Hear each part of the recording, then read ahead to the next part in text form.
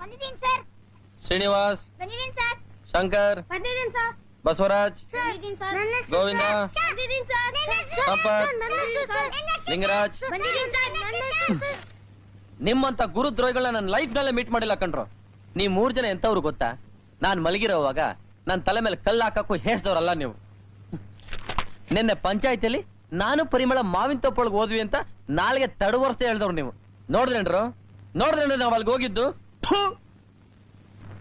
ಇನ್ಮೇಲೆ ನಿಮ್ಮನ್ನ ಯಾರು, ಯಾಕೆ, ಏನು ಅಂತ ಕೇಳಿದ್ರೆ ನಾನು ಕಲ್ ತಗೊಂಡು ಹೊಡಿರೋ. ನೀವು ಸ್ಕೂಲ್ಗೆ ಬಂದ್ರು ಸರಿ, ಬರ್ದಿದ್ರು ಸರಿ, ಓದಿದ್ರು ಸರಿ, ಓದಿದ್ರು ಸರಿ, ಹಾಳಾಗಿ ಹೋದ್ರು ಸರಿ, ದಯವಿಟ್ಟು ನನ್ನ ಹತ್ರ ಮಾತ್ರ ಮಾತಾಡ್ಬಿಡಿ. ಕುಕ್ಕರ್ ಬಡೀರೋ. ಎಲ್ರು ನಾನು ಹೇಳೋದನ್ನ ಗಮನ ಇಟ್ಕೇಳಿ.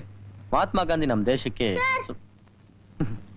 ಏನ್ ಸರ್, ಸ್ಕೂಲ್ಗೆ ಬರೋದಕ್ಕೆ ಒಂದು ಒತ್ತು ಗೊತ್ತು ಇಲ್ವಾ ಸರ್? 9:30ಗೆ ಬಟ್ಟೆ ಕೂಡ ಬದಲಾಯಿಸಿ ಬಂದ್ಬಿಟ್ಟಿದ್ದೀರಾ?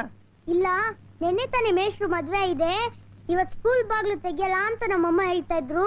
ಅಷ್ಟ್ರಲ್ಲಿ ಬೆಲ್ ಹೊಡಿತು, ನಾನು ಹಂಗೆ ಓಡ್ ಬಂದ್ಬಿಟ್ಟೆ. ಇವಾಗ ಒಳಗ್ ಬರ್ಲಾ ಇಲ್ಲ ಹೋಗ್ಲಾ ಸರ್? ನಿಮ್ಗೆ ಇಷ್ಟ ಬಂದಂಗೆ ಮಾಡಿ ಸರ್. ಮಹಾತ್ಮ ಗಾಂಧಿ ನಮ್ ದೇಶಕ್ಕೆ ಎಕ್ಸ್ಕ್ಯೂಸ್ ಮೀ